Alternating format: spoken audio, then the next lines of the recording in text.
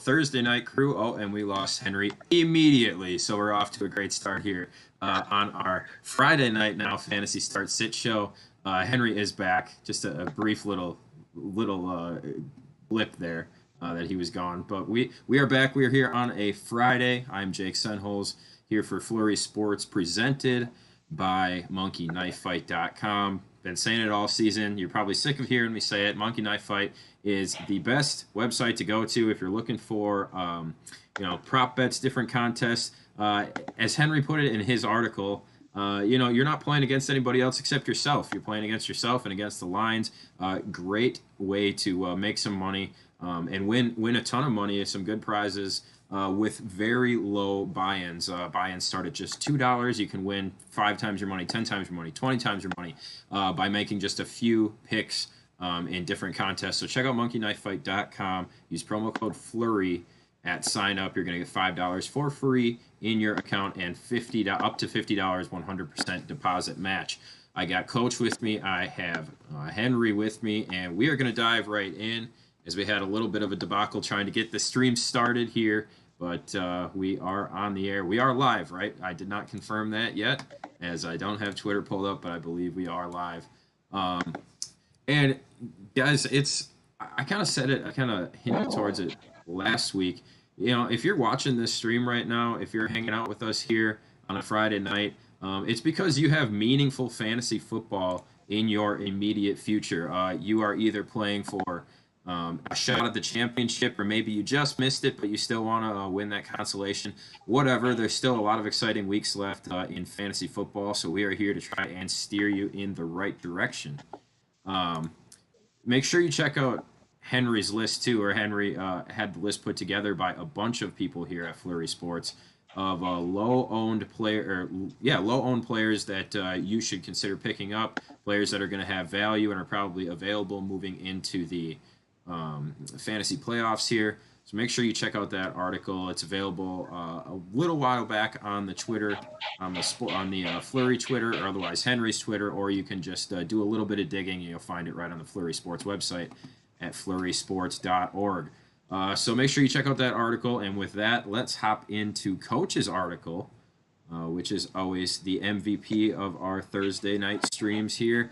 Coach put together a great article this week, as he always does, and it includes a pickup. Another great thing that we do here at Flurry Sports. We ask you simple questions that you can win prizes with, and gets the conversation going through pickup. It's Flurry Sports Picks, powered by Pickup. You'll see it right at the top of Coach's article. All you have to do is make a simple pick. You put your phone number in, and they're going to track your all-time record. You compete against many other people, and you can ultimately win some prizes, win some DraftKings dollars, things like that. All it takes is a pick and a phone number. And don't worry about harassing texts or anything like that from Pickup. They're not out to try and sell you anything. It's just an easy way to track your all-time picks. The pickup that we have here at the top of this article, pretty simple, and I guess we'll answer it right off the top. I already made my pick. Who has more passing touchdowns in Week 14, Taysom Hill or Jalen Hurts? I picked Taysom Hill. I believe, sorry to ruin the surprise here if you like to answer it and see the percentage results, but I believe Taysom Hill just a few minutes ago was a 64% favorite to throw more passing touchdowns than Jalen Hurts. I am also on Taysom Hill. Coach, if you were to participate in this pickup, are you going Taysom Hill or Jalen Hurts here? That's a good one. Let's see. Is it passing touchdowns, you said? Passing touchdowns only, passing yes. Touchdowns. I would probably lean, I'm just looking here at projections. I would lean Hill. I think I'd end up going Hill. I do like Hurts this week as kind of a sneaky DFS play, but I think I got to go Hill on that prop. And again, before we get Henry's pick on the pickup here, actually, Henry, are you with us here? I believe your picture's frozen. Yeah, so you're good. You were frozen on the stream, and actually so is Coach. So I'm going to work on getting that fixed here. I'm with you. Yeah, I know. I can see you on the Skype, but As far as the actual stream, you two are both frozen. I'm gonna try and fix it. Ah, Henry, which way are you leaning in this pickup here? So for me, it would have to be Taysom Hill. Uh, Saints defense, I know the way you beat them is through the air, but Jalen Hurts making his first ever NFL start. The Eagles offense is a debacle at present, to say the least here. And, I've even kind of been a little skeptical of some of Doug Peterson's play calling here these last couple of weeks. And so Eagles are a sinking ship.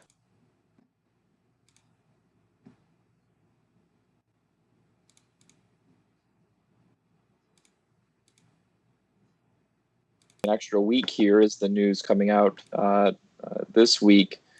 Drew Brees probably won't be back until week 16 at the earliest. And, if you're New Orleans, why rush him with Taysom Hill playing so well? So I would be taking his side here in this pickup prop as well. And again, the nice thing about pickup is that you don't have to deal with numbers. It's not how many more yards is Taysom Hill going to throw compared to Jalen Hurts, whatever. It's a pretty standard who's going to have more touchdowns. They make it very easy. It's simple to ask the question and simple to start the conversation. So shout out to pickup. Go check out Coach's article as you follow along with us here tonight, and check out or participate in that pickup. Seems like we might have a few technical issues throughout the duration of this stream, but everybody's voices should be good. So if you want to just stick with us here and treat it as a podcast, we appreciate that as well. Coach, you are still frozen. Do you want to maybe exit the Skype call and come back really quickly?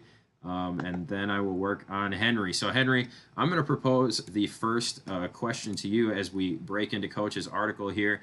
It's about the man that we just talked a brief bit about, so you can continue those thoughts if you like. The first starting quarterback that Coach recommends as a start this weekend is indeed Taysom Hill. Maybe just expand a little deeper on your Taysom Hill thoughts for us this weekend and why you like him against the Eagles.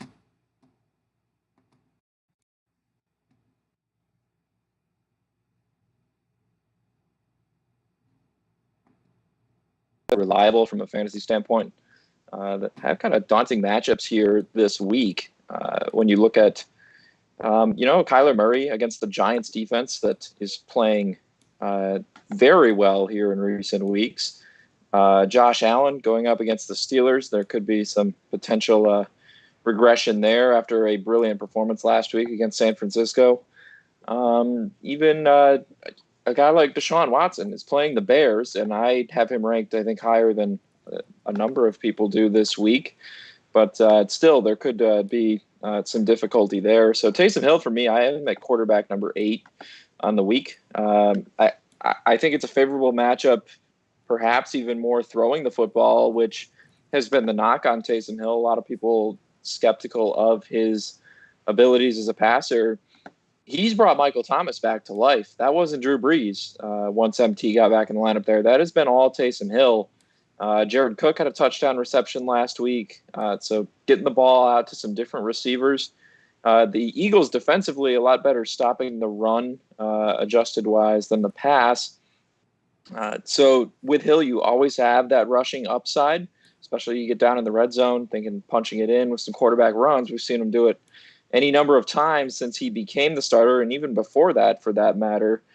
So I think there's a solid floor there, and I like Taysom Hill to be a solid starting quarterback here this week. So if you have him on your roster heading into the fantasy playoffs, good for you. Coach, I'm sorry I'm laughing here.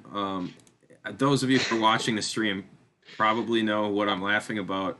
I just flipped back to it and couldn't help myself. Henry, why don't you exit the Skype call and come right back, see if that fixes anything here. And Coach, I propose the same question to you. Obviously, Henry gave us a lot of good information there about Taysom Hill and why he likes him. Give us a little bit more here about the 31-year-old, quote-unquote, rookie quarterback. Obviously, he's not a rookie. that is looking to go what 4-0, 5-0 on the season now. I don't even know. But he's got a pretty favorable matchup this weekend. Tell us a little bit more about Taysom Hill, especially against an Eagles team, which is just even with Jalen Hurts now, this team is just down and out. Whereas New Orleans keeps getting better every week, seemingly. Yeah, for sure. And Taysom Hill seems to be. Initially, I thought he was kind of reminiscent of Tim Tebow. He's coming along as a passer, though. Henry just hit on. He's hitting Michael Thomas, bringing him back into the offense. Hit Jared Cook for a touchdown last week. So he's coming along as a passer. He's making some strides there. The thing that I really like this week is that the Eagles have given up 331 yards rushing to opposing quarterbacks, which is second worst in the league. And so with Hill, I think you're getting a nice solid floor. His lowest rushing yardage in the 3 games he started is 44 yards. And then he's also scored 2 touchdowns on the ground every week. So let's just scale back and say that he only scores 1 on the ground this week and rushes for 44 yards. Well, you're off to a 10.4 point base, and then anything he does through the air, he should be able to get you 10 points through the air, right? Pass for 150 yards, that's another 6 points. Throw a touchdown on there, you got 20. I just think the math adds up for him here. I have him at quarterback 9 this week, so I think he's definitely and like Henry mentioned, there are some quarterbacks that have some pretty tough matchups this week. He hit on Deshaun Watson as one that has a tough matchup. You're starting him. Patrick Mahomes even has a tough matchup, but he's proven to be above all of that. Taysom Hill fits right in there as a nice quarterback, and if you have him right now, keep rolling him out there. Yeah, if Taysom Hill has improved, do you if you are somebody that says you need to see more from Taysom Hill or blah blah this and that, I don't know what more the guy can do. I don't know how much more production you want.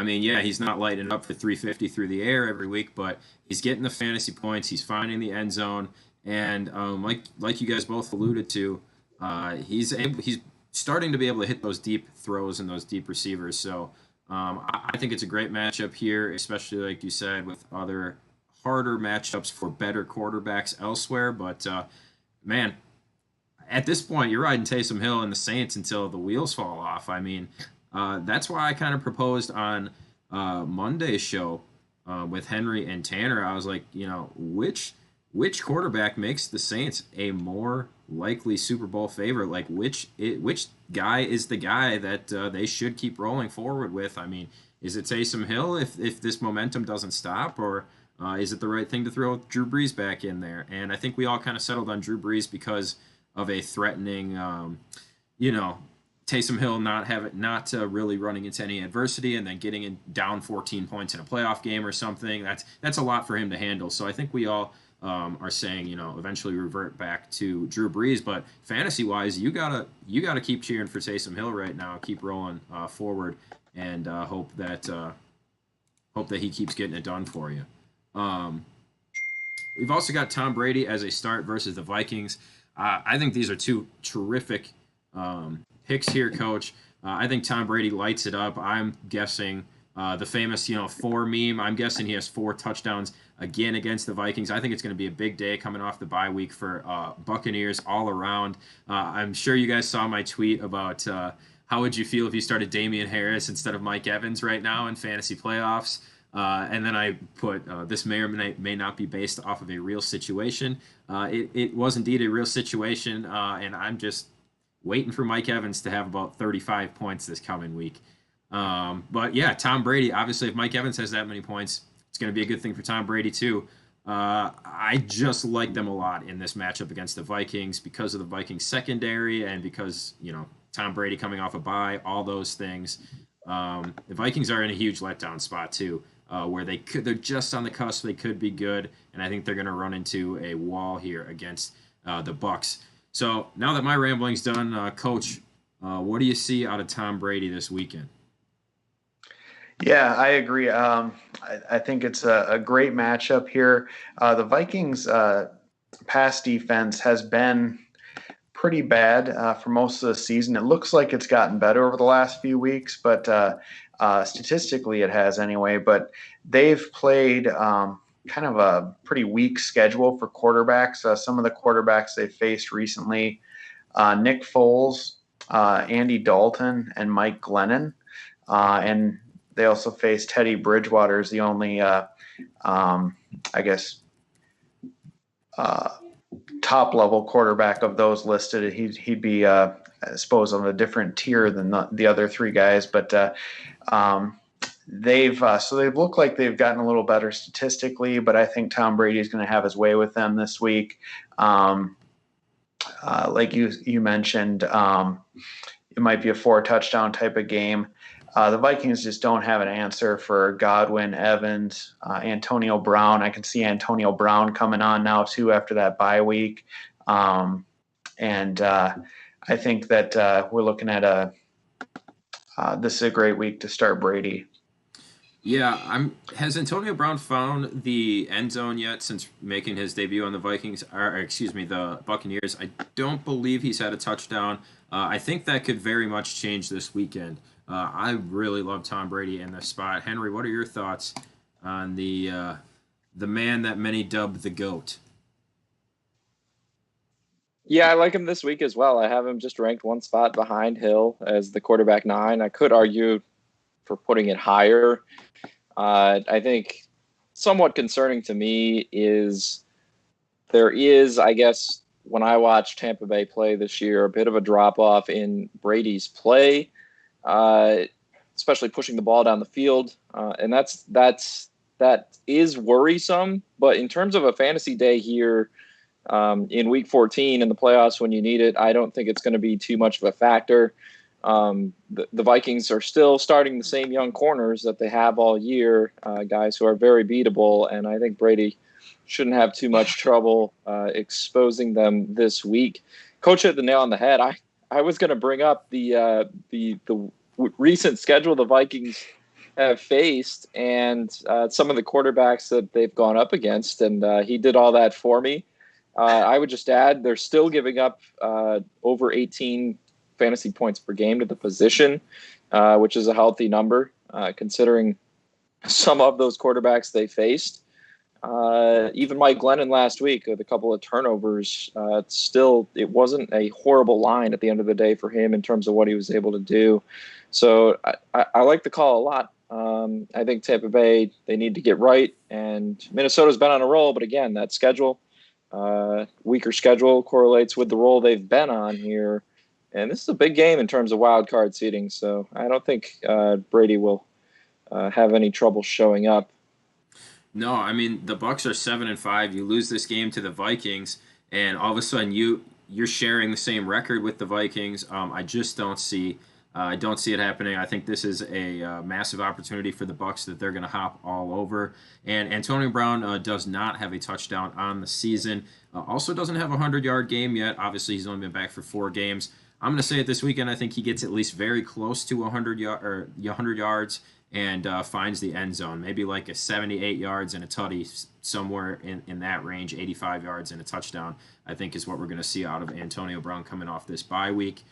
So Tom Brady, to me, I think is a fantastic start this weekend, and maybe one of those guys that really helps put you over the edge, especially if you're in one of one of the leagues. I'm only in one of them, but some leagues have 2-week playoffs where you need to be good back-to-back weeks, or at least really have a high performance one week to kind of hedge yourself for another week. I think Tom Brady will really help you out here and get you a nice hefty lead going into week number 2. Coach, you have Derek Carr at the Jets listed here. I believe Derek Carr plays the Colts. Confirmed right now. Typo. He does. Yeah, he does play the Colts, because I remember thinking I think that the Seahawks are going to murder the Jets this weekend, and I've been thinking that all week. So I was just confused a little bit. I'm like, wait, Derek Carr's not on the Seahawks. So Derek Carr does indeed have a very tough matchup against one of the best passing defenses in the league in Indianapolis. They've had a couple stinker weeks in a row. Needed that miracle or that, Adam Gase, or not Adam Gase, excuse me, Greg Williams all out blitz. They needed that to pull off the win against the Jets last week. I think that the Colts are also a team that really needs a win right now and needs to keep their momentum going. Should be a tough matchup on both sides of the ball, honestly. So outside of those reasons, and obviously how good the passing defense is, he'll be up against. Why aren't you seeing it with Derek Carr this weekend? Yeah, so I actually had Derek Carr was in the sit spot last week as well, and kind of made me look foolish there. He had a pretty good week there against the Jets. So actually, the last 2 weeks I've had him in this article. I had him a start against the Falcons, and he proceeded to go for 1.6 points or something. 250. I don't even think he had that. What did he have? 215 yards, no touchdowns, and an interception. So he went for 1.6 against the Falcons. And then last week I said you couldn't trust him even in a great matchup against the Jets. And he proceeded to be the number one quarterback on the week. So, but you just can't quit him, huh? You're gonna try. Can't quit him. All right. I said, fool me once, shame on you. Fool me twice, shame on me. But this week it's too easy. He's playing at the Colts. They're only giving up 16.2 fantasy points per game to opposing quarterbacks. I have him ranked down at I have him at number 18 this week. So there are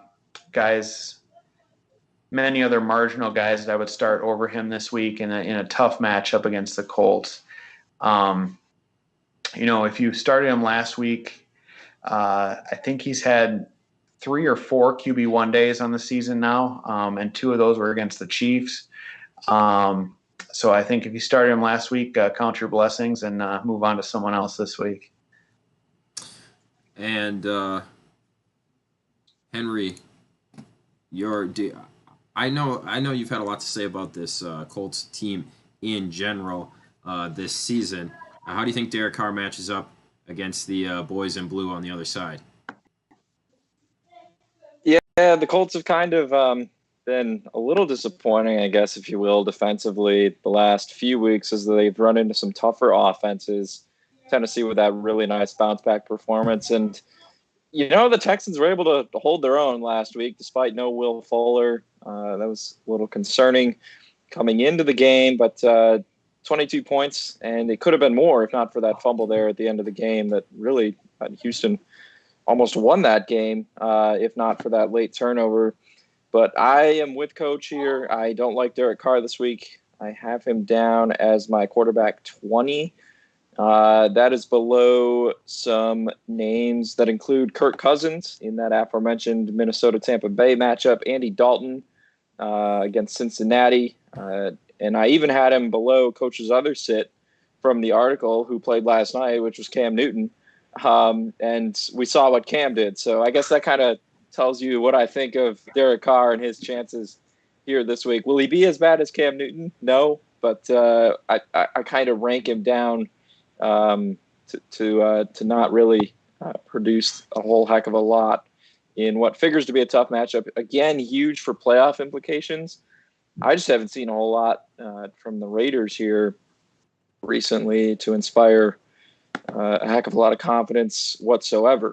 And I just want to throw out there, we do have a couple questions on YouTube, but both are kind of running back related. So I've been saving them for when we transition. So all right, just holler when you want. All right, we'll get to those in just a second. I think just to finish off some Raiders thoughts, Nelson Aguilar has been a guy to me that I've had a hard time quitting. I think I've picked him up and dropped him and picked him up in different leagues a few times this year. When I've started him, he hasn't done anything. When I've sat him, he's kind of gone off. So it's just something about the Raiders this season.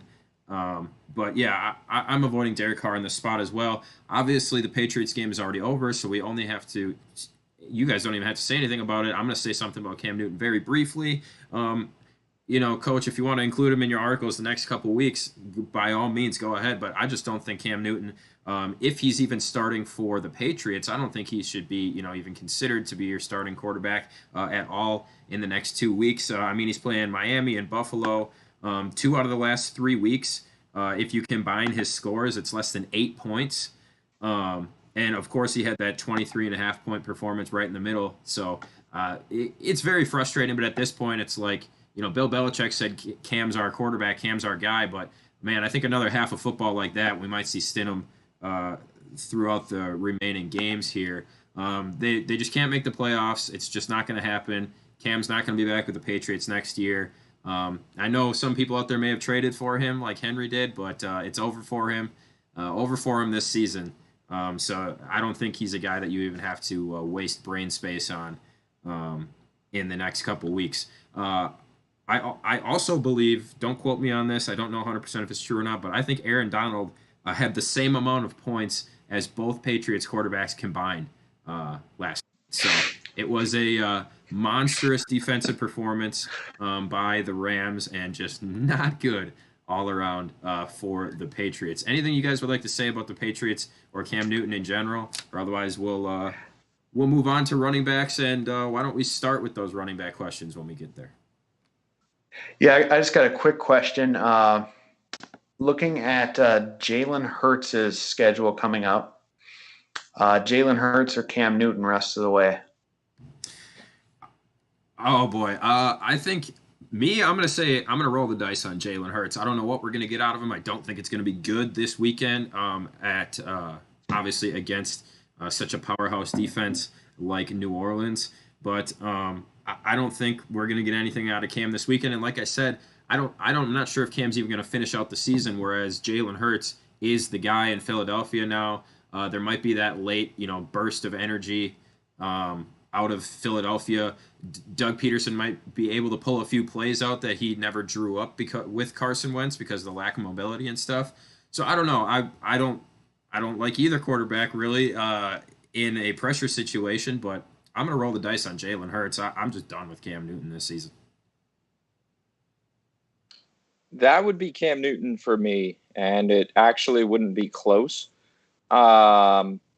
Week 1 against Miami, I know you're like, oh, we're going back to week 1 here, but Newton did complete 15 of 19 passes, 75 rushing yards, 2 rushing touchdowns, and both of these teams have changed a lot since then, but this is an inter-division game that you're talking about here, and I think if Bill Belichick's going to have the game plan for anyone, it's going to be these division rivals down the stretch.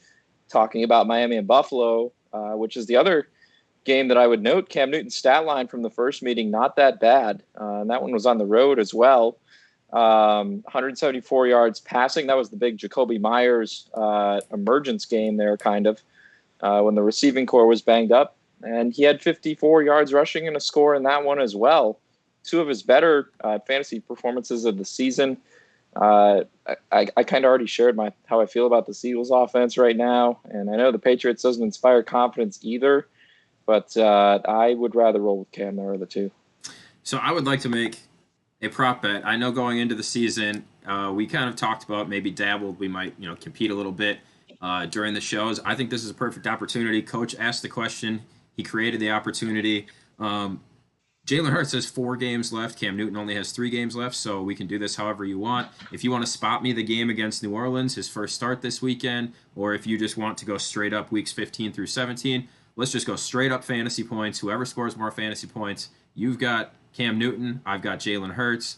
And if either guy gets benched, doesn't matter. It's not going to, three games for action. No. From here, however we want to set it up, whoever has the most fantasy points at the end of the season, let's come up with something. Let's come up with a prize because I don't think Jalen Hurts does much against New Orleans this week, but like I just spouted off, I really don't see Cam Newton really having much life left in the Patriots. I think he might get benched. I think there's a lot of opportunity with a new quarterback in Philadelphia, and he only played for some of the second half against Green Bay, and obviously, some of this came in garbage time, but in less than a half against Green Bay, he put up as many points as Cam Newton has in 2 of his last 3 weeks combined. So I'm not afraid of Jalen Hurts here against Cam Newton. I think let's set it up. Decide if you want to spot me this week's game or if you just want to go weeks 15 through 17. I'm fine with either. I'm not spotting you this week, but we can just do the next 2 weeks because we'll say most fantasy leagues end week 16, right? And week 17, you probably don't want that anyway because Jalen Hurts would be facing Washington, and Cam would get the Jets. So you're not going to get a free week, but I won't give you a week where Cam would definitely win, assuming he was still the starter. All right, so let's do weeks 15. Is that fair? That's fair. Coach, weeks 15 and 16, and then That sounds great. And then let's just compare stats week 17, just for funsies. But the official bet will be weeks 15 and 16. So I think that sounds great. I've got Jalen Hurts against Arizona and Dallas, and you have Newton against, let's see, Miami and Buffalo, baby. Buffalo. All right, I like that. I will take that. Let's come up with something. We'll chat about it and we'll tweet it out there or something. Maybe I'll clip section of us talking about it, making the bet, and let's come up with something we can tweet it out, make it official. So there we go. It took 14 weeks, but we've got a prop between Henry and I. There we go. We'll come up with something fun to play for. All right, back to business. Talking running backs before we move on with the article. Henry, let's hear what the YouTube questions are. Yeah, so Stephen Drakes is wondering, it is a full PPR league, and he needs to start 2 of these guys. We have Clyde Edwards-Helaire, Kenyon Drake, and J.D. McKissick. Well, I'm probably starting McKissick for sure. We've seen what he was able to do earlier in the season. Antonio Gibson not going to be there now. Playing San Francisco, who, they're getting better, they're getting healthy, but it's not like they're like this, the most stout defense in the league. So I'm going to say McKissick for sure. Who were the other names? It was Edwards-Helaire and Kenyon Drake.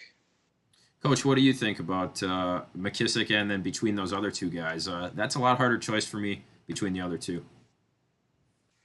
Yeah, so I think McKissick is a start this week with Gibson being out. I think you would insert McKissick. Kenyon Drake looks like he's questionable right now as well. So you'd want to monitor that. I would probably, between Helaire and between Drake and Edwards-Helaire, I would probably lean Drake between those 2. So I would say Drake as long as he goes, and McKissick would be who I would pick. Both have tough defensive matchups against Miami and the Giants. And Edwards-Helaire has been off for the last couple weeks. So you've got a guy who's a little bit hobbled versus a guy who hasn't seen the field in a couple weeks. I don't know. Henry, what are your thoughts on the whole trio?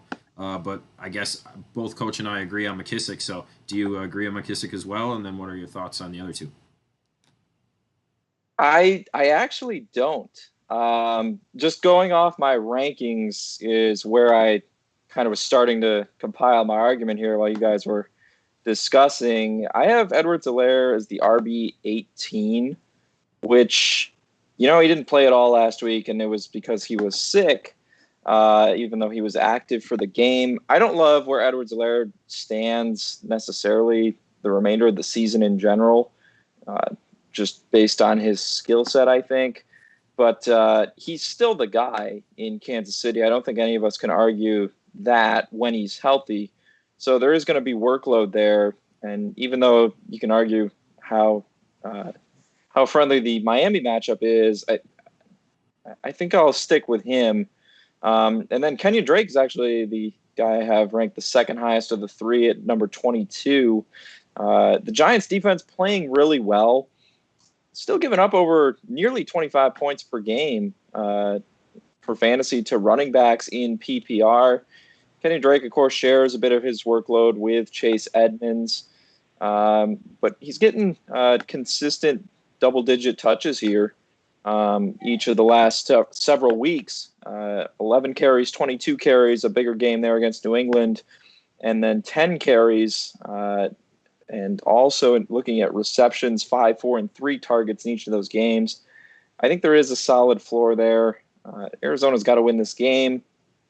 I think PPR value, Drake might actually have even more upside, assuming Murray has to check it down. And McKissick, I have at RB28, and I think my justification for that is I actually think Peyton Barber is going to be involved here as the primary ball carrier. McKissick's role is PPR, and I know against the Niners that's probably the way you want to go anyway, but I'm hesitant to say that he's going to have enough of a workload to jump over guys like Edwards-Helaire and Drake, I guess. You guys are free to call me crazy before I hop into the next question here if you want. I think McKissick's been finding ways to get involved, especially with Alex Smith. I mean, in the last 5 games, 3 of them he's scored over 17 points, and it's very consistent: 17.2, 17.9, 17.8. And when he does that, it's because he's getting a ton of receptions. Only has 1 touchdown on the entire season, and that's because Antonio Gibson would obviously poach a lot of those.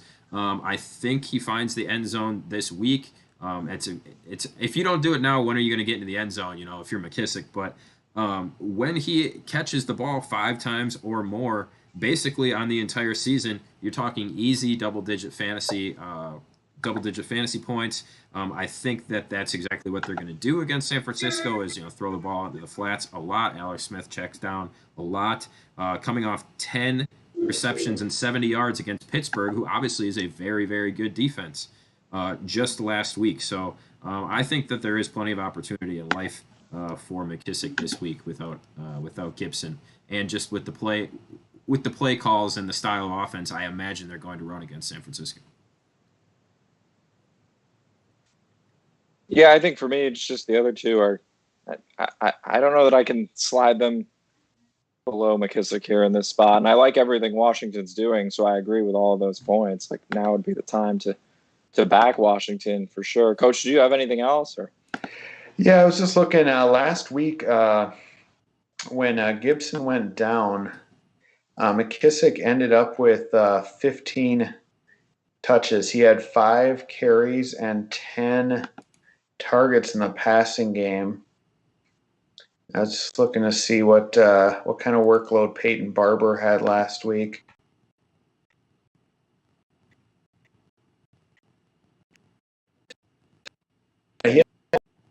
Yeah, and scored, if I'm not mistaken, too. That's the only way with Peyton Barber. Yeah. Yeah, he had 14 carries for 23 yards.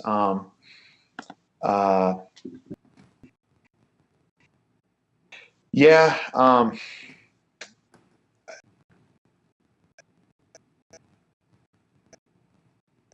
The highest. I do have McKissick second. I do have Edwards-Helaire third. But you do bring up some good points about kind of the usage. McKissick, I do think, though, that the 49ers, I think that the Redskins might be playing from behind some in this game and might be trying to pass more than run against that tough San Francisco run defense as well.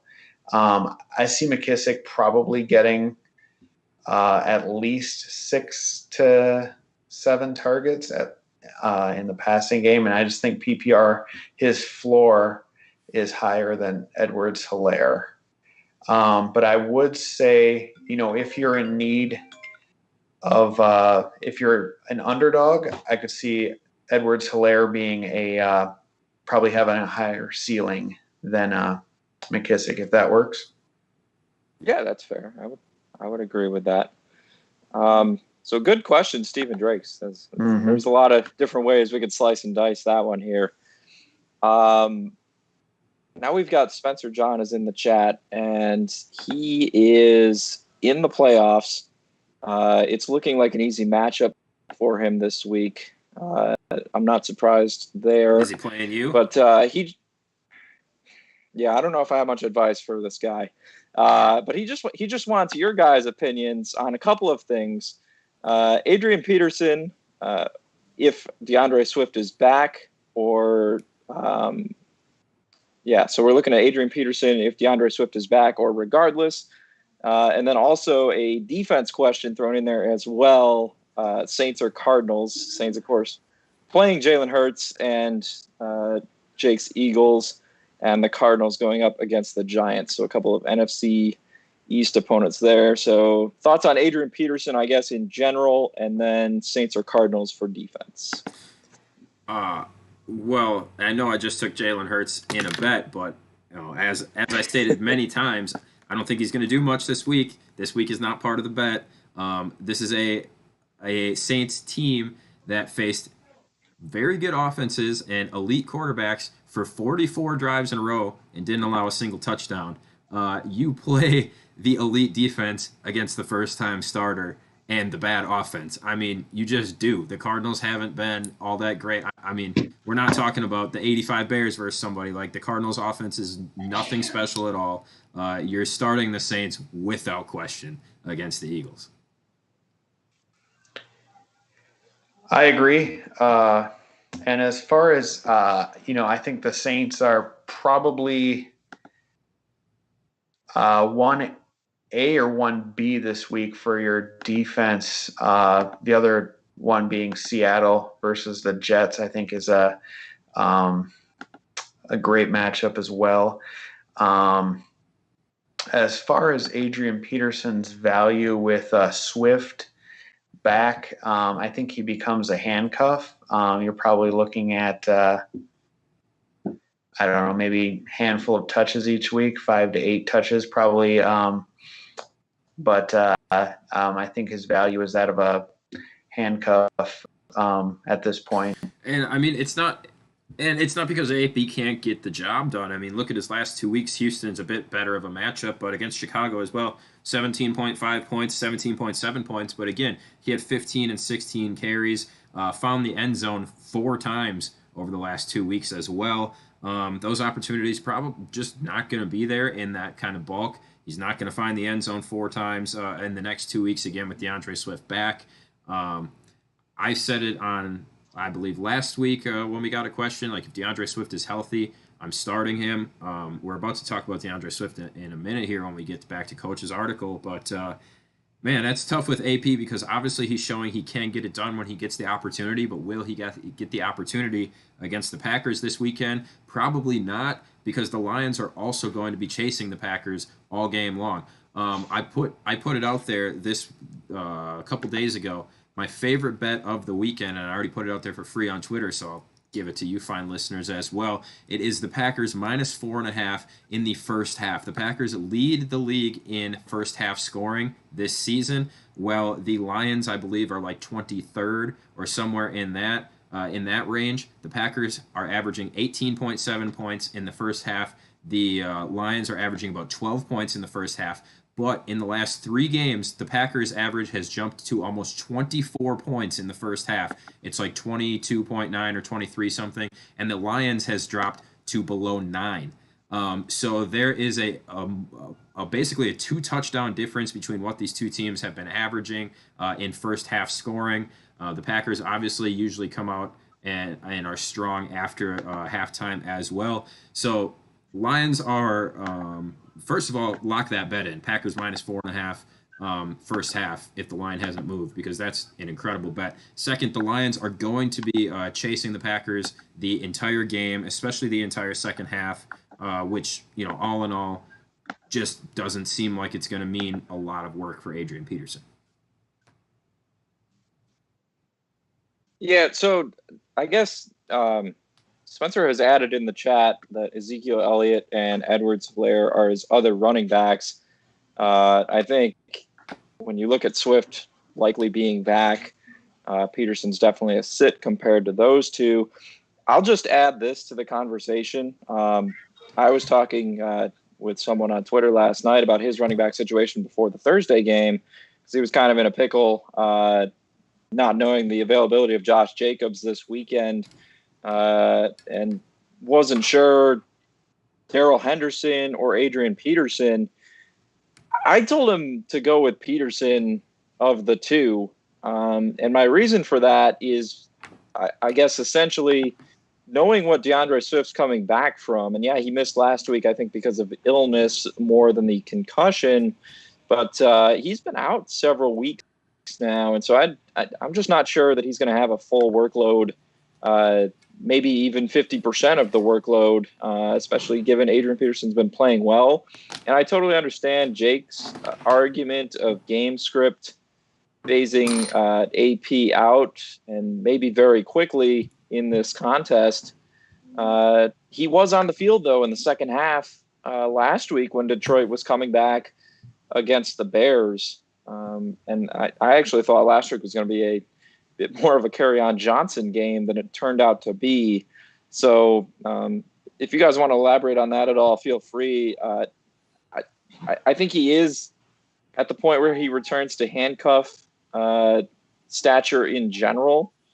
But there might be a little more in terms of volume this week than some people, I guess, are thinking. I don't know. Am I crazy for assuming that? Well, the wild card here too, I think, is Darrell Bevel, and what is he going to do here? I guess that kind of is something else to consider here. You know, is he going to go with who is the most talented running back of the group, or is it is he is he going to rotate backs? What's he going to do? I think that's the true wild card here, and that's kind of I guess another thing to factor in too. I would like to see AP's first half production compared to the second half production last week, just out of curiosity. But I mean, the Lions were trailing by 10 at halftime, which is a significant gap, but it's also a gap that I think could be easily replicated or doubled by the Packers this weekend. So yeah, 10 points is, it's a decent gap, but you get the ball back to start the third quarter, you come out and you score, all of a sudden you're within, a field goal, and you're back in the game. So I don't know. I think if they're trailing by like 17 points or something like that at half, it just might not be there for Adrian Peterson. But I like what he's been doing the last couple weeks. It's just you thought it was going to be a Kerryon Johnson game, and it wasn't. But if DeAndre Swift's good to go, I think they're going to try and lean on him. Again, he wasn't out. He was out because of a illness situation, wasn't it? Or like he was correct, yeah, close to somebody. So it's not like he was hurt or like or anything like that. So I think he's going to come back with an extra bye week essentially and be ready to go against the Packers team that has not been good against the run. That's not been any secret. So I think DeAndre Swift, who again we're about to talk about, is set up for a pretty nice day because he can be involved in other things against the Packers and maybe more useful in a second half comeback than AP might be. I think AP only has about 10 catches on the entire season, so not really looking for any help out of him in that category. So I don't know. I think it'll be a good one. But all I know is lock in that Packers minus 4.5 first half. Free. I never say this, but free money on that bet. Yeah, sounds good. So it looks like we're in agreement. Zeke and Clyde Edwards-Helaire are the ways to go, and the Saints defense there. So keep those questions coming in. And Spencer, good luck in your easy matchup in round one of the playoffs. And I'm going to work on Peterson's first and second half fantasy splits while we continue. So, Jake, expect that here coming up as we roll along. Sounds good. My wish is Henry's command, I guess, and we'll get those numbers very quickly. For you, active math. Yeah. Back to DeAndre Swift, though. I kind of already said my piece on him. Um, he did miss weeks 11 and 12 with a concussion. So that was a few weeks ago, but then last week it was a non-COVID illness. I know there's been a lot of serious talk about concussions and how it can mess a guy up. Adrian Peterson, I think, even mentioned something about it in an interview a week ago or so. So there might be some of those concerns or some limiting factors, like Henry kind of hinted at. How heavy of a workload is he going to have against the Packers? But I think they're going to be able to get him involved. I think talented running backs against the Packers have been a recipe for success for those said running backs this season. So I think the Packers are going to ultimately kill the Lions in this game and end up covering pretty easily. But I think there's opportunity here for DeAndre Swift. Coach, you haven't said anything in a while. What are your feelings on DeAndre Swift here? Yeah, so I'm just I had written him up as a start here, and when I write this article, it's Wednesday night. I begin doing research on it on Tuesday, so things definitely change. But I just see here as I'm looking at comments by Daryl Bevel that Swift is tending towards playing week 14. Says that there was talk Swift wouldn't have more than a small package of plays in his first game back. But they're referring to last week, but he won't be as limited this week. Because he did have an extra, obviously, week to recover from that concussion, get through the concussion protocol and stuff. Had a whole extra week to rest his body. So, I mean, he's 2 weeks out from the concussion now. That might mean he's ready to go. Yeah, the matchup's a golden matchup for him here. So that's really the Packers are giving up 23.2 fantasy points per game to opposing running backs.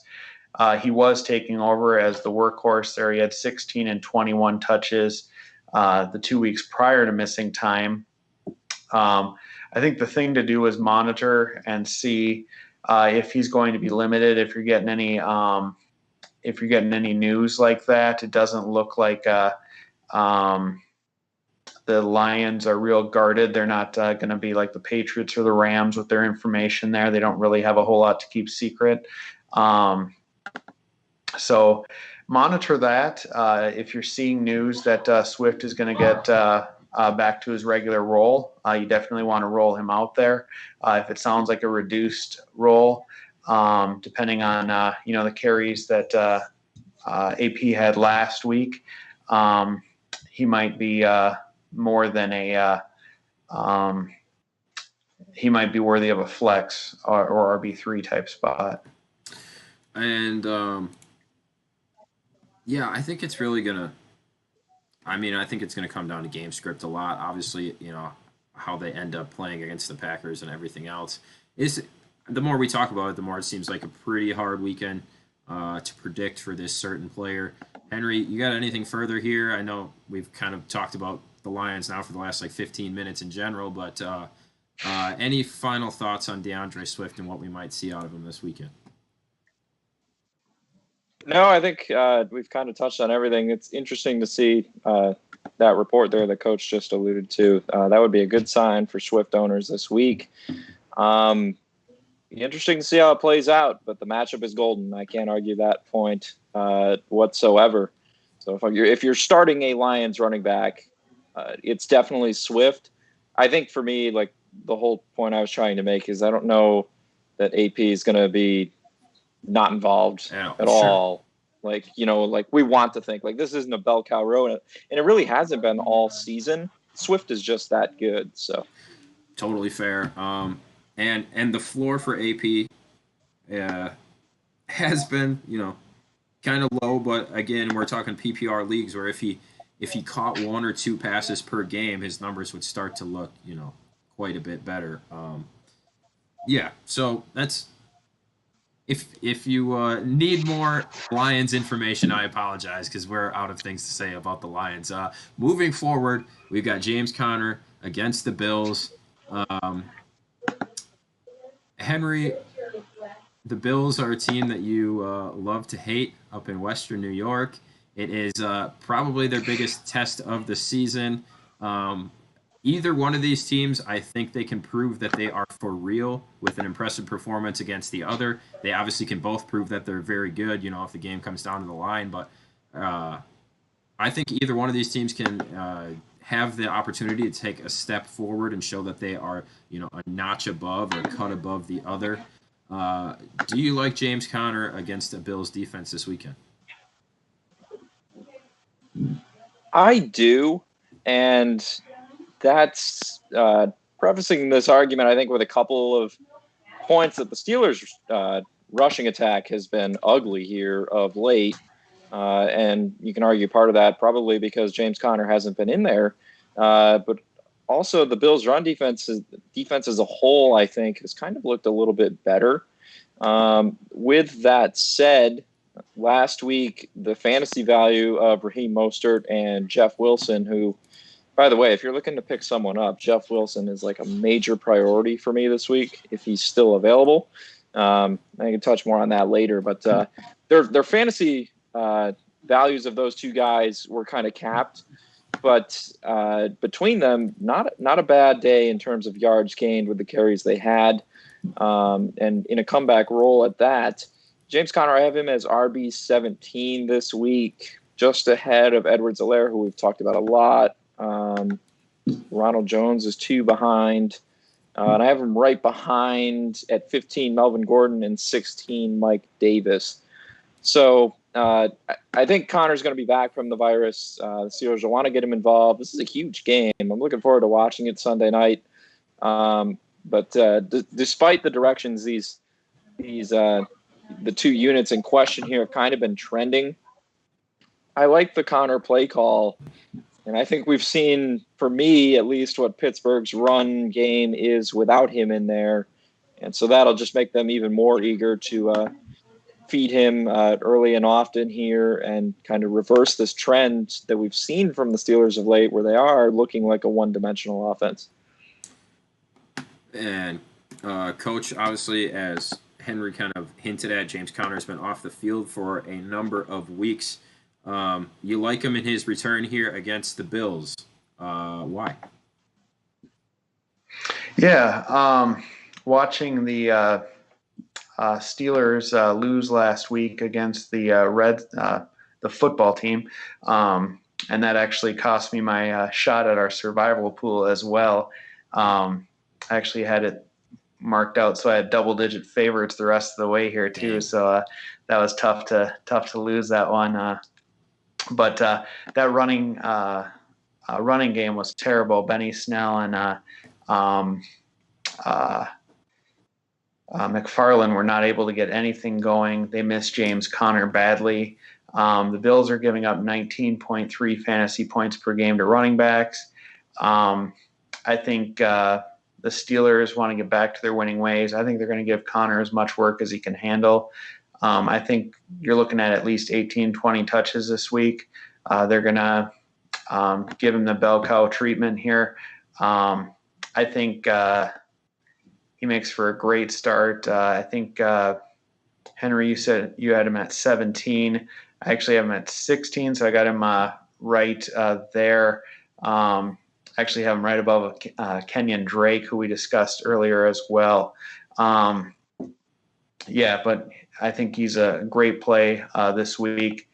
And the Steelers are going to give him as much work as he can handle. So. Yeah, I definitely agree with that part. I think he's going to be heavily involved, and it's going to be a fantastic Sunday night game. I really hope it lives up to the bill. Obviously, and Coach, when a team plays 13 games and only loses one of those games, and you ended up picking them the 1 week that they lose, that is a tough thing to swallow. But what are you going to do? I think that they are going to, put that loss behind them and play up to the potential that they need to play against the Bills, because and Henry and I have talked about it extensively. Like, that's what the Steelers do. That's who they are. Right? It's like, if they are underdogs or they've got a legit opponent across from them, they get up for it. They play their best football. but then at the same time, they love letdown spots. They love to play well when they're a 13-point favorite. They win that game by 2 or 3 or 4 points. It's like that's just the kind of football team that they are. So I think they're going to be maybe even rejuvenated after taking that loss to the Washington football team and ready to play some high quality football against the Bills. So that's an exciting one that we've got coming up on Sunday night. Damian Harris obviously already played. He is the man that was started in lieu of Mike Evans in in the situation that we talked about right at the start. He didn't have a horrible night. He actually got some chunk yards that helped a little bit, but I think he ended up with like 6 or 7 points still. Needed to find the end zone, and he did not. Really not too much to say against Damian Harris. Again, it was a Rams domination on the defensive side of the ball. I am much more interested in your thoughts on Devontae Booker. He is available for me, or was available, excuse me, on in a league where I'm not making the playoffs anyways, so it doesn't really matter. But I'm down a few running backs, and I picked him up. Didn't even know how he was out there, actually. But I picked him up. He's got a tough matchup against the Colts.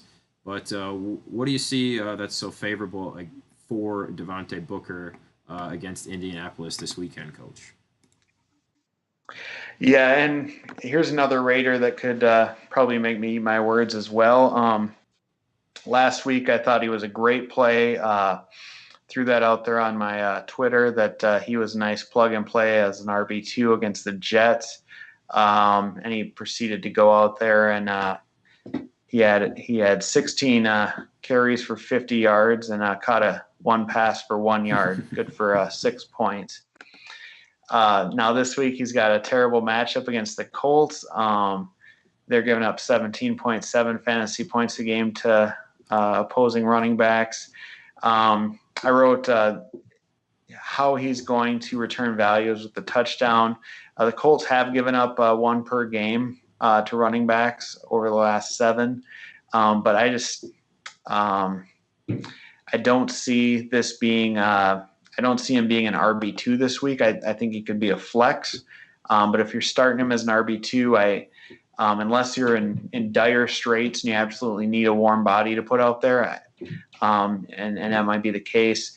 But otherwise, I don't think he's an RB2 this week. And that was the case for me. Like I framed this wrong. I set it up wrong. I meant to say what don't you like about Booker against the Colts this weekend. And the only reason I was excited to pick him up because I am down so many running backs. I'm not making the playoffs anyways, and I was like, oh, Devontae Booker, maybe he'll do something for me. And it's a very deep league, so that's why I was surprised that he was still out there. But that's my bad. I set that one up incorrectly. We are talking about sitting Devontae Booker this weekend. Henry, your thoughts on the Raiders running back? Yeah, that kind of comes back to that question I was talking about earlier, not knowing Josh Jacobs' status here going into the weekend. It's not looking great. He was able to practice limited, I know, yesterday. So perhaps that's an encouraging sign, but it's tough to go up against a Colts defense that has been so strong against the position this year. Devontae Booker is not really a guy who gives me any sort of excitement when it comes to PPR value on top of just what he can do running the football. And even if Jalen Richard is there as well and would likely take some of that work away. So I would have to agree. I'm not too excited. Let me just find where I had him ranked and what. Yeah, so I have him at 31. And that tells you about all you need to know there. And I said it when I ranked them here the other day. I said it as though Jacobs would be unavailable. So that is a legitimate ranking coming from me midweek. Yeah, and that's not a great ranking in general, but when you're ranked when you're ranked in that position without anybody playing in front of you, it doesn't really scream too loudly that you should run out and start that guy. So there you go. There's some thoughts on Devontae Booker. Damian Harris already played, obviously. You're starting James Conner and DeAndre Swift this weekend. Now let's get into the wide receivers and then move towards wrapping the stream up here feels so much later than it actually is. It's only 7:33, but I mean, when it's getting dark at like 20 after 4, I always just feel like it's like midnight, and then I have to remind myself like, no, you still got a few hours yet to go in your night. And I actually will be putting together tomorrow's daily leadoff, which you can sign up for. If you haven't signed up for it yet, you missed out on an opportunity at a free jersey. Congratulations to the winner. Um, but yeah, sign up for the daily leadoff. That can be found on Zach's Twitter, the Flurry Sports Twitter, or through flurrysports.org. Great new project that we are working on, and I will be putting the one together for tomorrow morning. So I actually have quite a long night ahead of me yet. But let's talk wide receivers. Coach, you like Robbie Anderson against the Broncos. Let's see.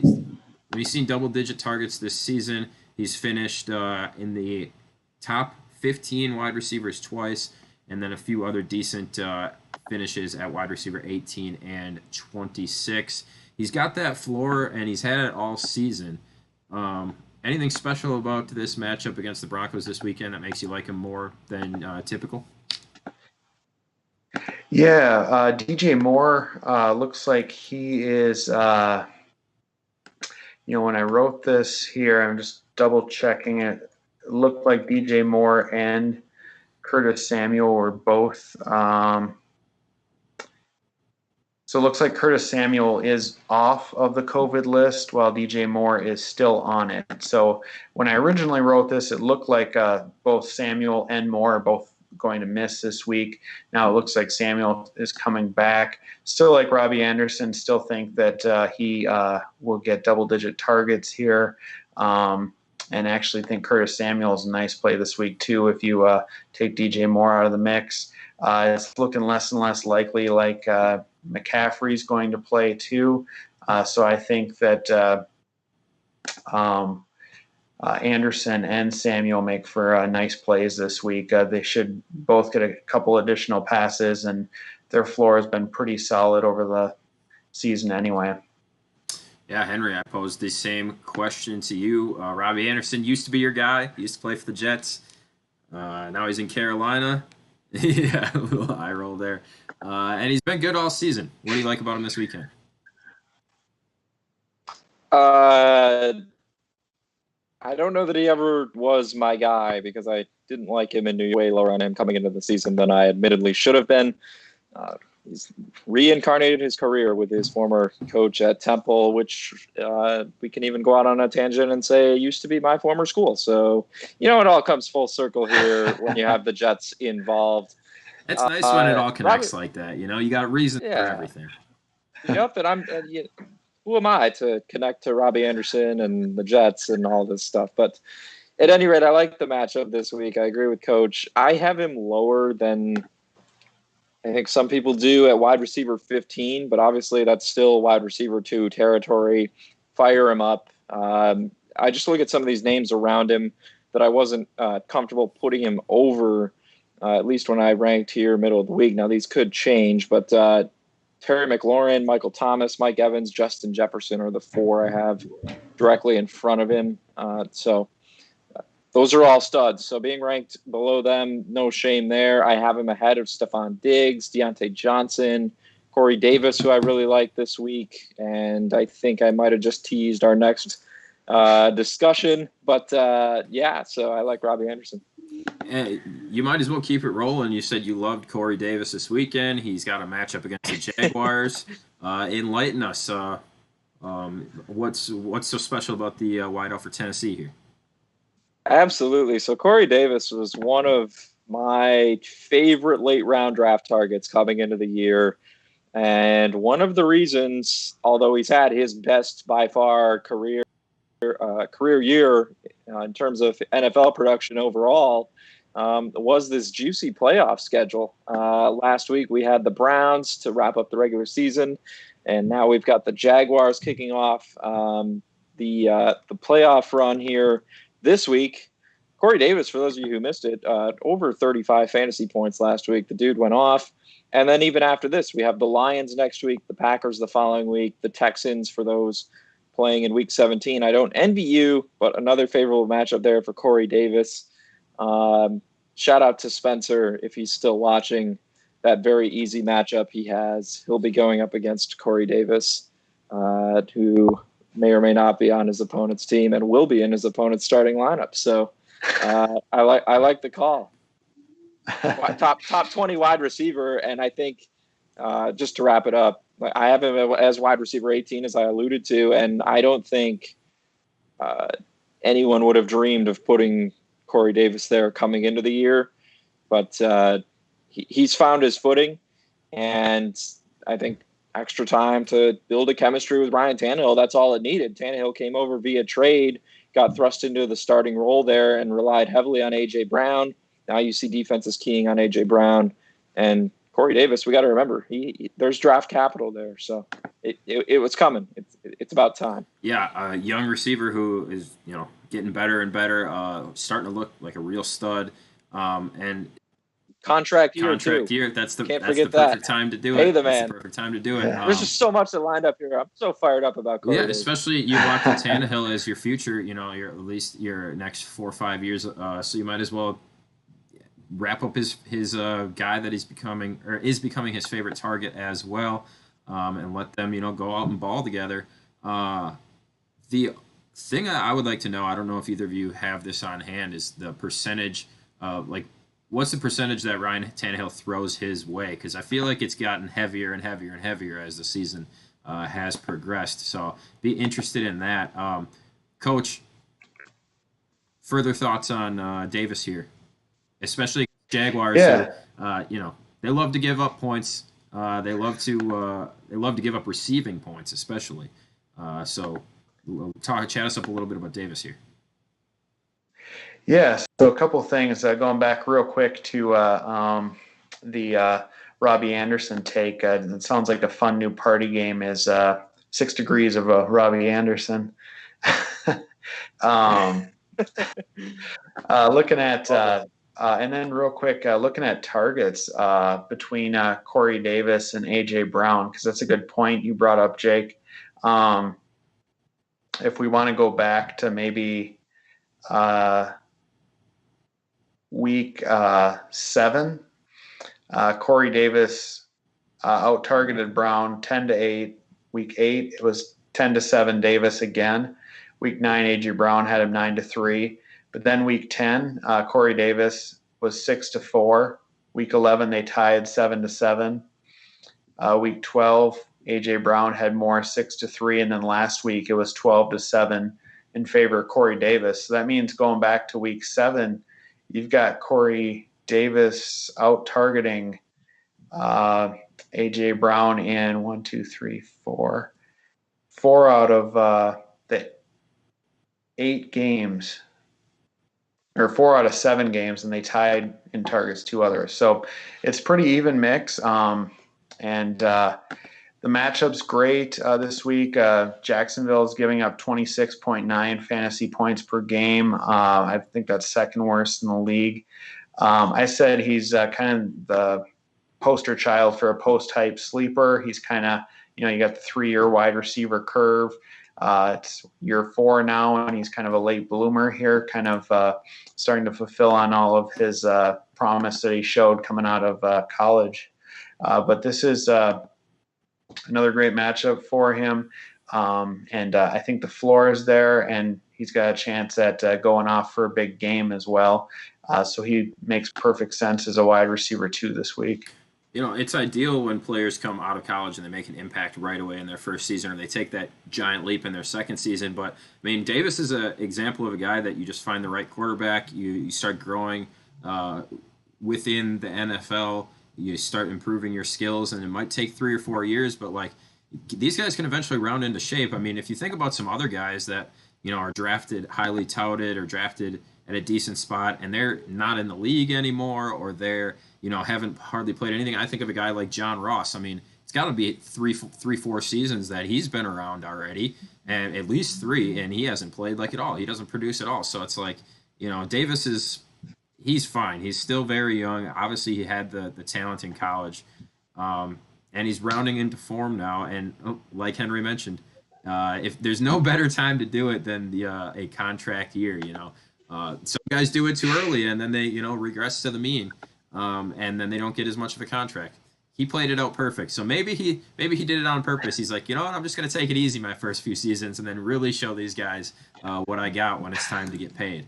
Um, I mean, why not? Why not? I would if I had the talent and the skill. Maybe I would do the same.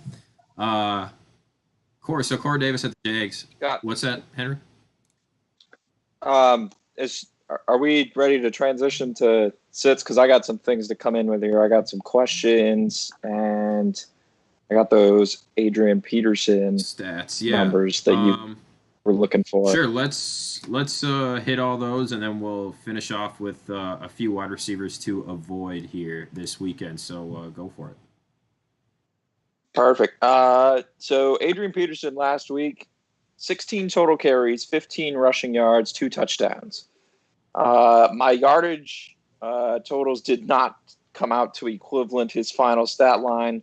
So trying to read those all off a box score, I must have missed something. But first half, 9 carries and a touchdown. I had him around 10 fantasy points. Second half, 7 carries and a touchdown.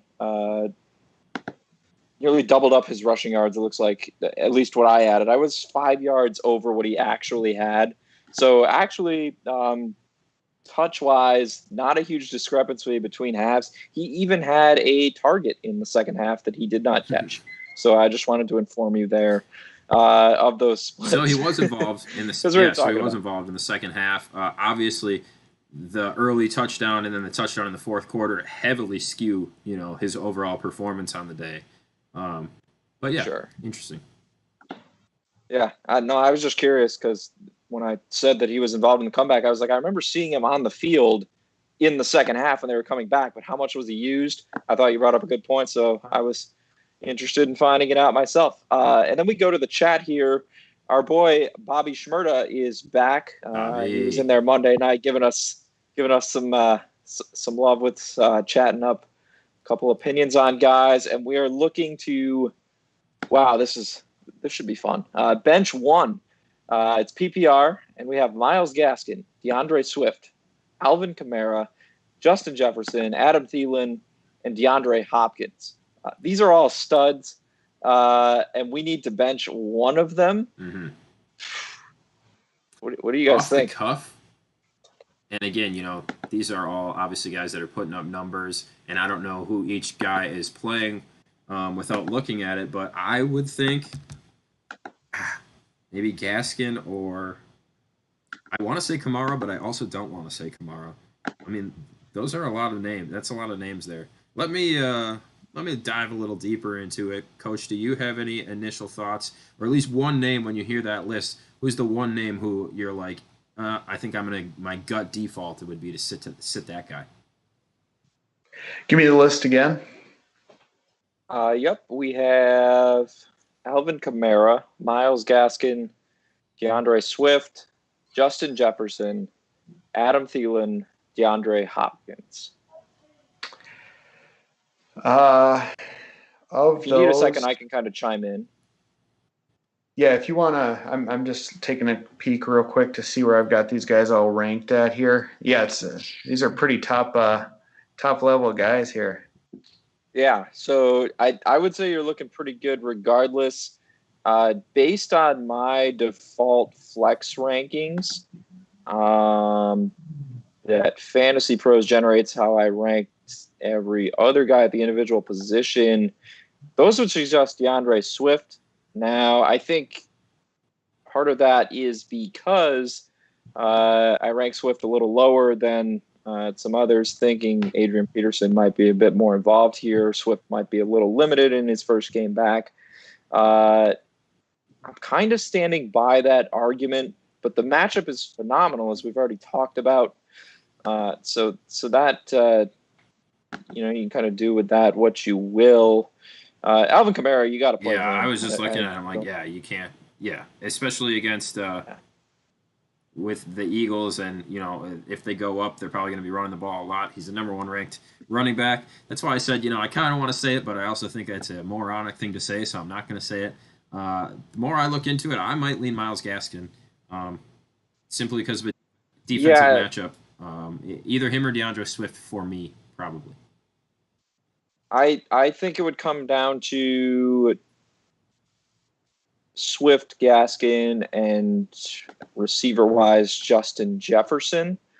We already kind of talked how we could see the Bucks rolling this week.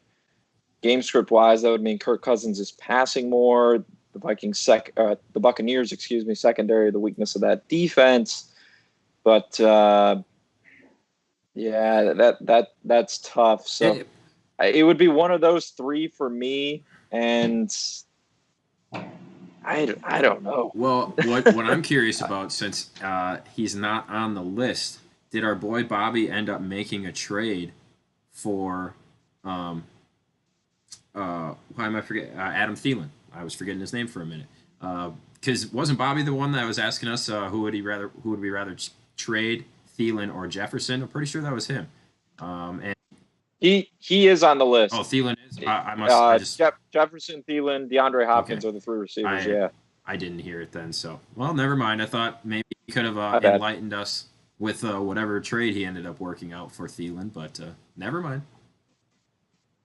And I have my answer, and it's DeAndre Swift would be who I would of the players there. I think Gaskin, his role is secure. I can see the Dolphins trying to run to keep the Chiefs off the field. I can see Gaskin getting a nice heavy workload. I think Kamara you have to start every time he's on the field.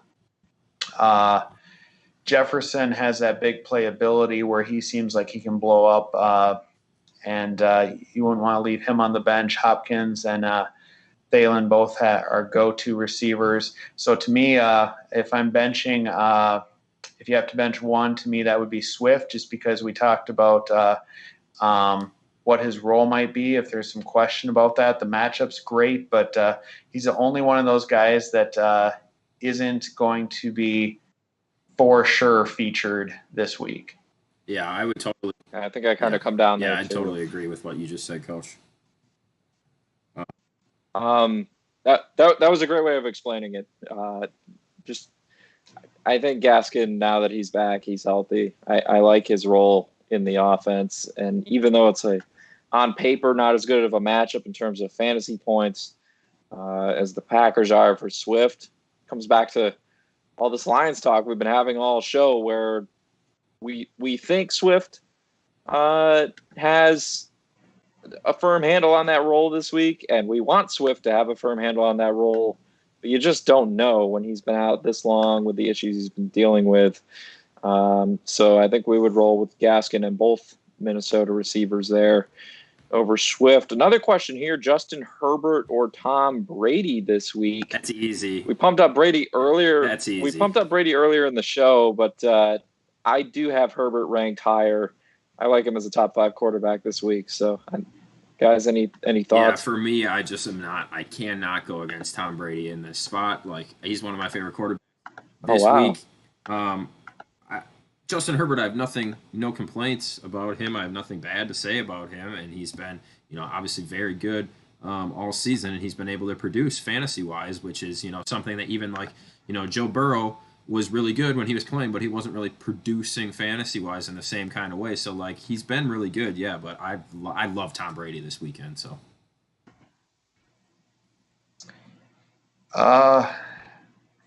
For me,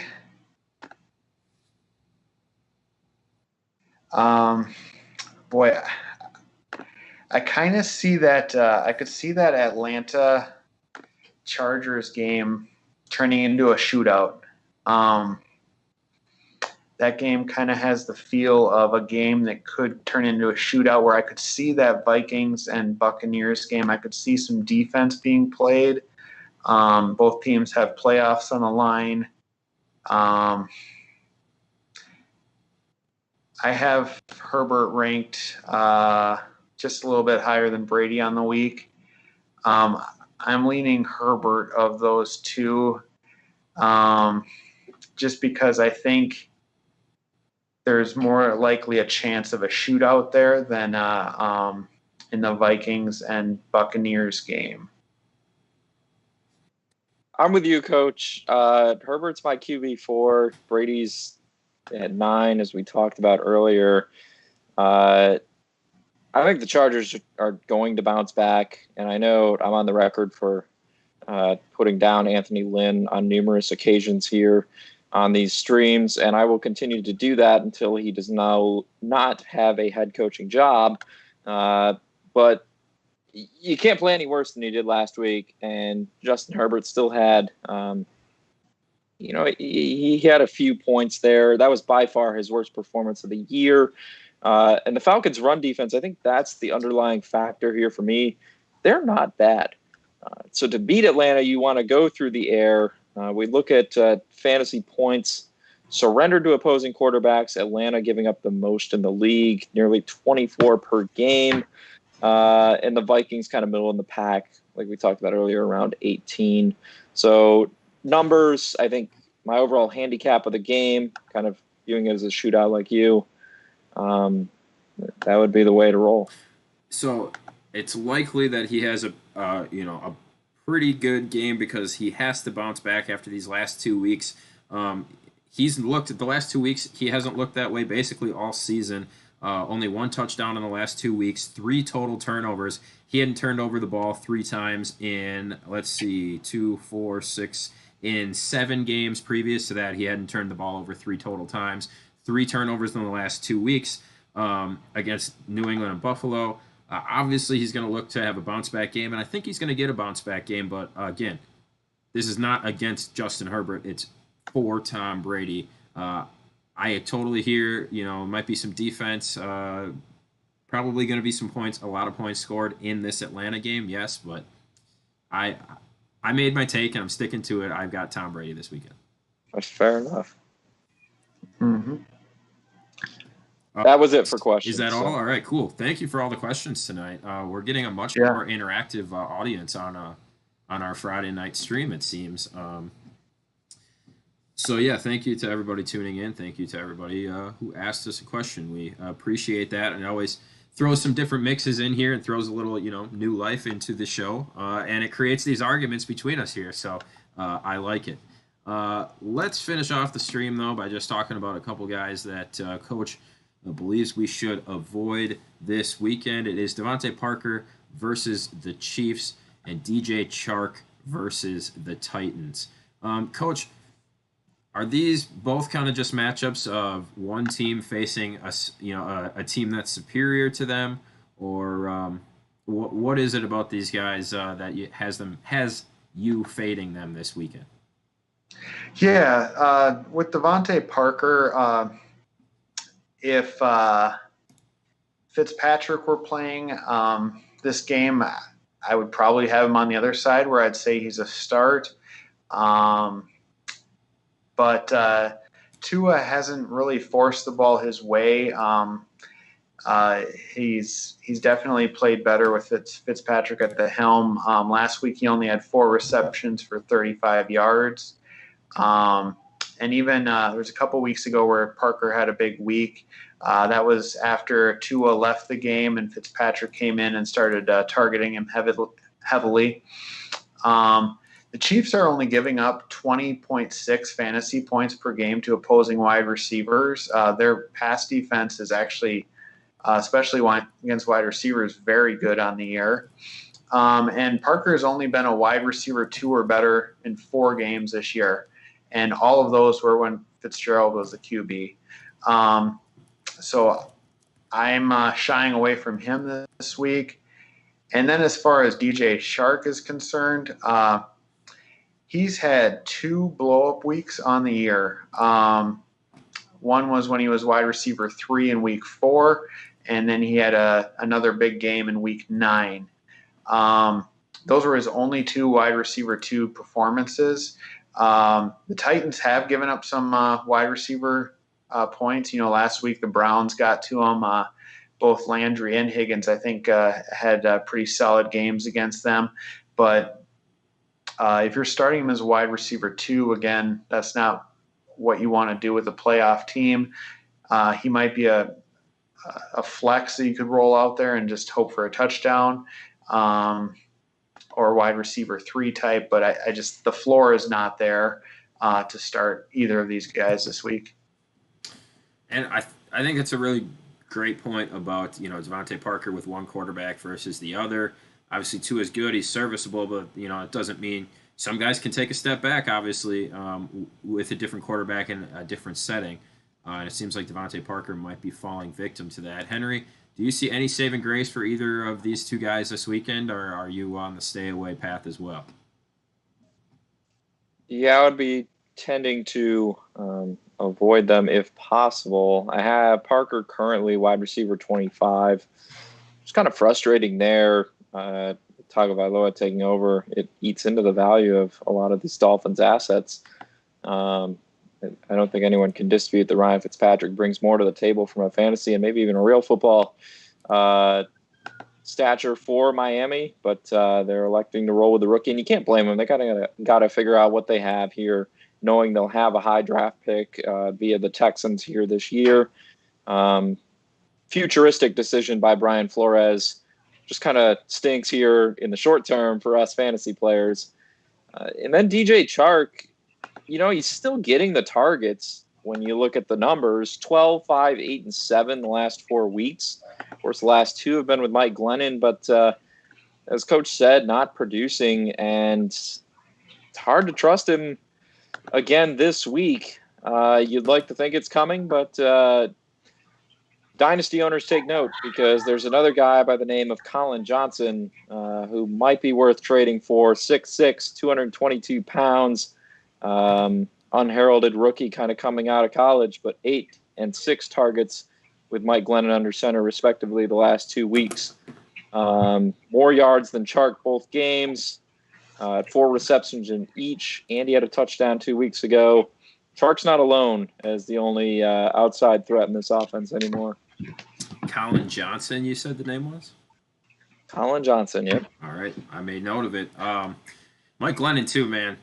He's had himself a career. Got starter money and only had to play a couple games in Chicago, then gets to go be a backup. Now he gets opportunity to start again. He's obviously going to be replaced, but and didn't he start some games in Oakland as well? So, I mean, guys have put together a nice little career, made some money, and he's still chugging along. So good for Mike Glennon. So I believe that's all we got for you tonight. If you missed it earlier, Henry and I made a bet week 15 and 16, straight up Cam Newton's fantasy points versus Jalen Hurts' fantasy points. We're going to chat together off air and see what the punishment or the prize or however we want to go about this is between the two of us. So stay tuned for that. We will announce that on Twitter as soon as we figure it out. Other than that, thanks again for being with us here tonight. Make sure you check out Coach's article. Even though you listen to us talk for an hour and a half, you can still pick up 1 or 2 things by reading through Coach's written, the long form written article. And it's not that long. It's probably a 3 or 4 minute read. And make sure you participate in the pickup as well. Pickup, if you missed it as well, a fantastic partner of ours. And we got a question. Coach, you got a question? Yeah, I got a question. Yeah, go ahead. But yeah, final. Just to finish what I was saying, go to Coach's article, get involved in the pickup, track your picks, win prizes. It's that simple. Coach, let's hear the question. All right. In my league, question is, I have Hayden Hurst at tight end. Can roll with him this week, or Jordan Reed is out there in a revenge spot against Washington. Before you guys answer this, just have to tell you, Jordan Reed. Do you guys remember a specific game a couple years ago where he got ejected? Remember? I do actually, yes. Playoff game. I was in the semifinals. I needed 2.8 points going into that game. Oh no! In a PPR league. I had picked up Vernon Davis, so I had a choice of Jordan Reed or Vernon Davis going into that night. Vernon Davis catches a 30-yard pass on the first drive, so he already would have won me the game. And On the I first watch as drive. Kirk Cousins is thrown into double coverage and leaving Jordan Reed's running down the field completely uncovered and not even getting balls thrown at him. So late in the second half, he catches one pass, so he gets a pass for 10 yards. So I need like 0.8. I'm 0.8 away. He just needs to catch a pass basically, and I win. Move on to the championship. The very next play after that, he is blocking someone, and at the end of the play, someone comes up and jacks him in the shoulder, and so he's down on the ground just writhing in agony. And they walk into the sideline. I'm like, oh, it's the end of him now. We're not going to see him again. Sure enough, he comes back out a couple plays later, and he's blocking down the field. And all of a sudden, John Gruden on the announce says, "Oh, there's going to be ejections following that." And sure enough, they pan the cameras down, and Jordan Reed had come back on the field just to punch the guy that had. Oh, man. I'm watching this, and I ended up losing to go to the championship. I ended up losing by I think it was 0.8 points, and all I needed was one catch out of Jordan Reed. So anyway, that's my quandary this week. I got Hayden Hurst or I got Jordan Reed in a revenge game. Who you guys got? You had me at so many different points of that story. I was like, okay, this is going to be a positive story where he wants Jordan Reed. No, this is going to be a I hate Jordan Reed story because he screwed me over. No, again, it sounds like a positive story. And then we get to the end, and sure enough, he screwed you over. Yeah. But to answer your question, I'm going to throw it over to Henry because you probably have tight end rankings in front of you, I would assume. I do, and there's negligible difference between the two for me. Hayden Hurst at 15, Jordan Reed at 17 as of now. The Chargers, numerically, there's not a whole lot to grasp. It's a 0.2 point differential I have in terms of fantasy points allowed. Chargers, Washington to the position. I think I would roll with how I have them now and say Hurst. And just a couple things. We already talked. We kind of feel a shootout maybe brewing there between Atlanta and LA. Another thing, Washington defensively playing really well. I know not great covering tight ends as they are receivers. But the 49ers have two of the most dynamic receivers, I guess I would argue, in the NFL in Deebo Samuel and Brandon Ayuk. Backfield is finally fully healthy. I don't know. I just feel like that Kyle Shanahan's going to get a little creative with those guys. And I don't know that Reed's going to get the looks necessarily to make me intrigued more than Hayden Hurst. And on the flip side, you got an Atlanta backfield that's an absolute mess here in recent weeks in terms of figuring it out for fantasy, but also just production in general. And while it's a positive matchup here, I think the Falcons are going to have to go to the air. And Julio Jones is out. That should mean some more targets here for Hurst as well. So I don't love saying Hurst, but I have to support my answer there. So those are the arguments I came up with. Appreciate it. It's a tough call, though.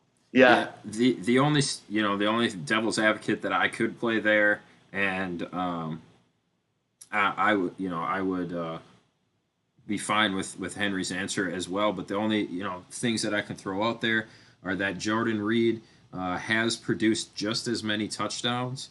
So if you're looking for a touchdown, Hayden Hurst has played in all 12 games this season. He's only got 3 touchdowns on the year. Jordan Reed has only played in 7 games this season, and he also has 3 touchdowns on the year. Jordan Reed, 2 out of his last 3 games, has put up double digits against good defenses in New Orleans and Buffalo. So that maybe should scare you a little bit less against the good defense in Washington, whereas the production just has not been there out of Hurst in the past couple weeks. So that would be the only counterpoints that I would throw out there.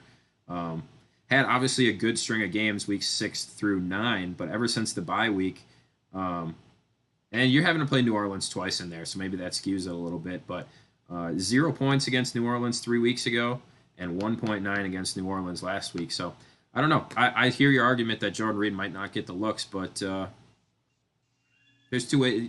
you could look at it both ways here. And if you're looking at a touchdown, Jordan Reed is getting in the end zone at a much higher rate. So that's a tough call, Coach.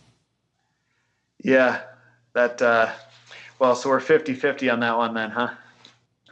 I don't know. I honestly don't. I'm just trying to throw some, a devil's advocate type thing out there.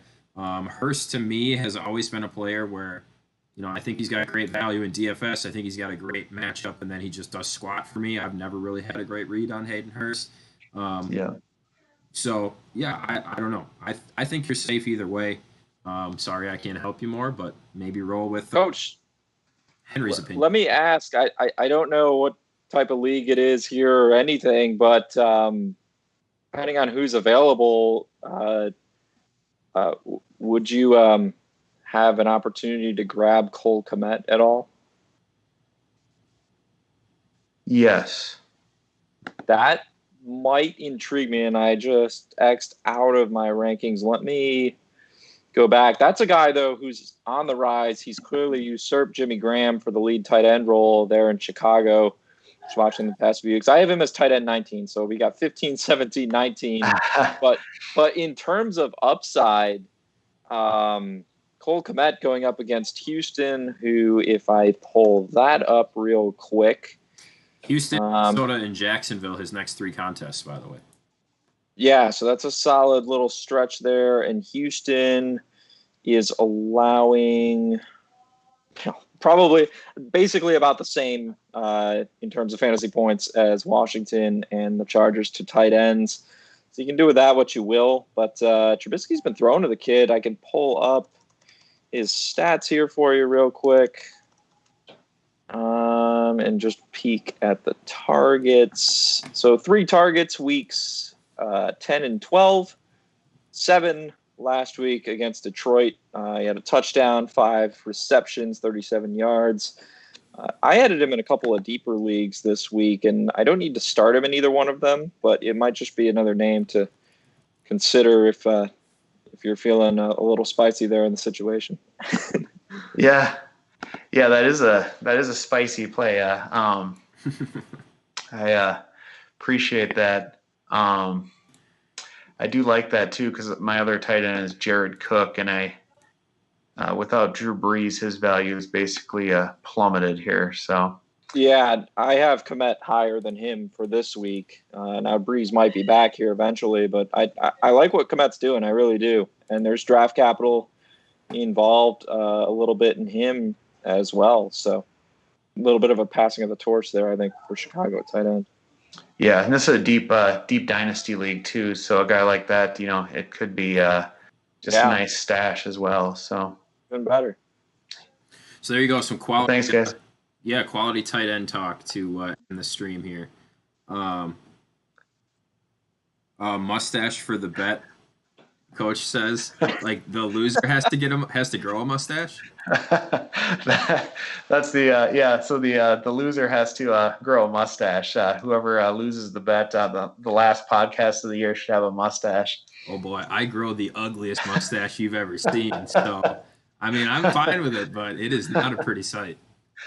Yeah, I can tell you right now, I can't grow much of one because it kind of like comes in on the sides, and I do the thing where there's nothing in the middle. So like I have two mustaches. Same. It's the reverse Hitler where you got nothing in the middle, but you got each side. That's exactly what happens to me. Maybe that's the perfect bet though, since neither of us can actually grow a mustache. That would be kind of hilarious. Or the bet could be we start growing our mustaches now, and the winner of the bet gets to shave theirs, and the loser has to keep it. I don't know. Oh, I like that. Couple ways to look at it, but I don't know. We'll workshop it. I think that's a good idea. So thank you for that one, Coach. We are going to run. I'm going to get started on the daily leadoff. Make sure you sign up for the daily leadoff, the newest project coming at you every single morning in your email from Flurry Sports. A few different ways you can sign up. I will tweet out a link eventually. Or otherwise, just do a little bit of scrolling back in Zach's Twitter, the Flurry Twitter, or you can find the link to sign up for it on flurrysports.org as well. That'll be in your inbox in the morning, as they are 6 to 7 days a week. Again, that is the Daily Leadoff presented to you by Flurry Sports. We were presented to you tonight by MonkeyKnifeFight.com. Sign up using the promo code Flurry. You're going to get $5 in your account at deposit, and a 100% deposit match up to $50. That is all we have for you tonight. Good luck to those of you who are playing meaningful fantasy football in the coming weeks. I wish you could all win, but that can't be the case. Some of you are going to win though. So an early congratulations and a good luck to all of you out there. Henry and Coach, thank you for joining us tonight. Make sure you follow them on Twitter at HangTimeSports and at Schroeder Coach. I am at Senholes on Sports, and you can find Zach at Fantasy Flurry. Thanks a lot for being here with us tonight. I believe the Iowa State basketball game just started. That should be a pretty good game tonight. I think Iowa is going to take care of business, but always a pretty good game between those two teams. So if you're looking for something to watch tonight, that should be available on your televisions right now. Enjoy your football this weekend, and I don't know, maybe Henry and I will talk to you a little bit about gambling tomorrow night. We'll have to decide that and get back to you. Thanks for joining me, guys, and have a great weekend, everybody. Have a good night, guys. Thanks. Bye, guys.